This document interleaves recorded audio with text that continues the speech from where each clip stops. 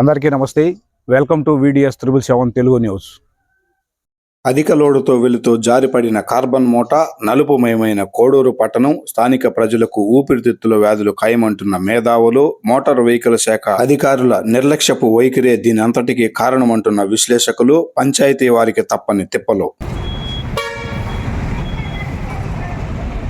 వివరాల్లోకి వెళితే అన్నమయ్య జిల్లా రైల్వే కోడూరు పట్టణంలో రాత్రి ఏ సమయంలో జారిపడిందో తెలియదు కానీ టన్ను పైన కార్బన్ పౌడర్తో నిండి ఉన్న మూట అధిక లోడుతో వెళుతున్నటువంటి లారీ నుంచి కింద పడిందని, ఇది వాహన రాకపోకలతో పట్టణమంతా వ్యాపించడంతో ఊపిరితిత్తుల వ్యాధులు ప్రబలమయ్యే అవకాశాలు లేకపోలేదని స్థానిక ప్రజలు గగ్గోలు పెడుతున్నట్లు తెలుస్తోంది. కోడూరు పట్టణంలోని పోస్టాఫీసు దగ్గర నుంచి దాదాపు బస్టాండ్ వరకు అన్ని దుకాణాలలోకి కార్బన్ పౌడర్ వెళ్లడంతో దుకాణదారులు దులుపుకోలేక అల్లాడుతున్నారు. ఒకవేళ దులుపుదామన్నా అది ఊపిరితిత్తుల్లోకి వెళితే ఎంత ప్రమాదమో అంచనాకే అంతుపట్టని ప్రశ్నగా మిగిలిందని చెప్పవచ్చు. ఈ కార్బన్ పౌడర్ క్లీన్ చేయించేందుకు పంచాయతీ అధికారులు వాహన రాకపోకలను రూటు మార్చడంతో కిలోమీటర్ల మేర ట్రాఫిక్ అంతరాయం ఏర్పడింది. అన్నీ ఉన్నా అల్లుడు నోట్లో శనన్న సామెతలు గుర్తుకొచ్చేలా మోటార్ వెహికల్ అధికారులు నిర్లక్ష్యపు వైఖరితో వెళ్లినటువంటి అధిక లోడుగల లారీ నుంచి జారిపడిన కార్బన్ పౌడర్ ఉన్నటువంటి గోని సంచి మూట చెల్లా చెదురై పట్టణమంతా గబ్బు రేపుతుంటే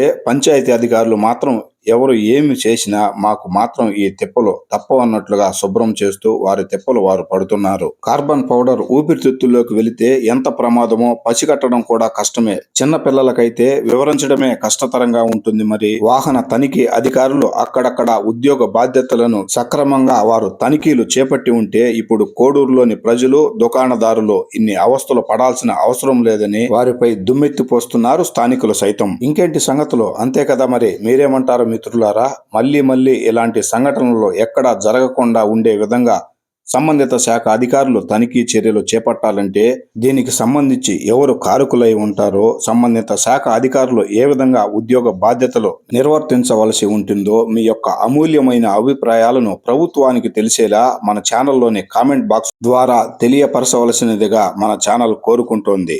నమస్కారం.